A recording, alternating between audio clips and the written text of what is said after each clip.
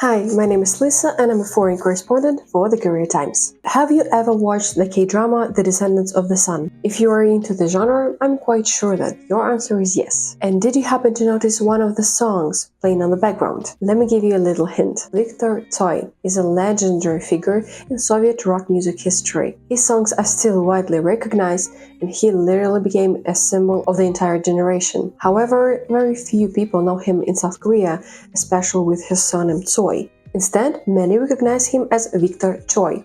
And yes, they're literally the same person. The surname Tsoi, as we pronounce it in Russian, is literally the adapted version of the Korean surname Choi. The roots of this transformation go back to the early 20th century. Viktor Tsoi's parental great-grandfather, Cho Yun-nam, was born in a small fishing village on the coast of the Sea of Japan. At the age of 14, he moved to Vladivostok in the search of a better life. He stayed there, got married, and that's where the story of the future musician began. And then Koreans were relocated from Russian Far East to Central Asia, including Viktor's grandfather, Maxim Tsoi. His son, Robert Tsoi, moved to Leningrad, worked as engineer and married a Russian woman. And their son, Viktor Robertovich Tsoi, was born with Korean heritage and Russian name. Today, in South Korea, his songs can be occasionally recognized on the streets, playing by street musicians.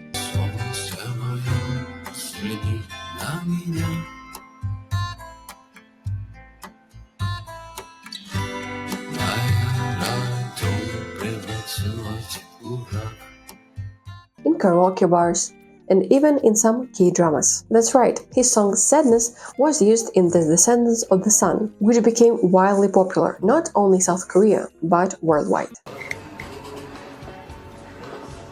얼마나 투철한 애국심이면 목숨을 거나 해서요.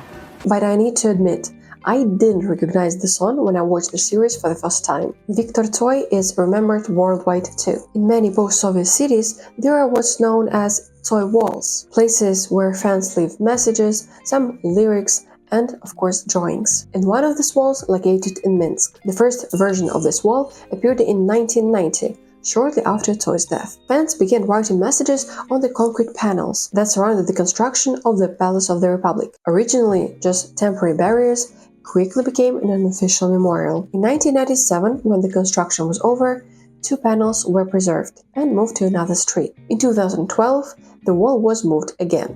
But it was the last time. The new location gave the memorial a more permanent and peaceful atmosphere, with benches and a quiet surrounding. It became part of the city's landscape, while still remaining meaningful for his fans. One particularly valuable detail is that on the back side of these panels, you can see copies of Viktor Tsoi's own drawings, original artwork he made in the 1980s. This element adds another layer of significance, linking not only to his music, but to his visual creativity as well. And the wall in Minsk continues to attract visitors, especially on 21st June, Viktor Tsoi's birthday. Fans still gather there to play music, sing, and simply sit in silence. Similar toy walls exist in other cities too: Moscow, St. Petersburg, Ekaterinburg, and even in the small town of Morsk. And if you'd like to learn more about Korea and all the unique cultural aspects, don't forget to subscribe to Howdy Korea channel and never miss a thing. See you in the next videos.